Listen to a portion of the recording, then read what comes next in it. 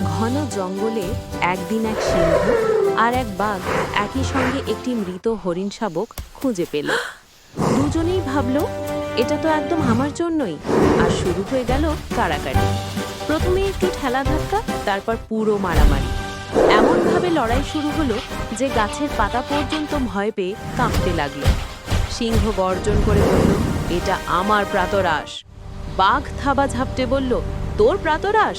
এটা আমার দুপুরের খাবার। এভাবে টানাটানি করতে করতে দুজনেই হাঁপিয়ে গেল, শরীর ক্লান্ত, গায়ে ছোটখাটো আঘাত।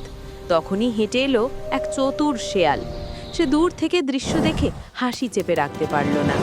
কাছে গিয়ে দেখল সিংহ আর বাঘ দুইজনেই ক্লান্ত, চোখ বন্ধ করে বিশ্রাম নিচ্ছে।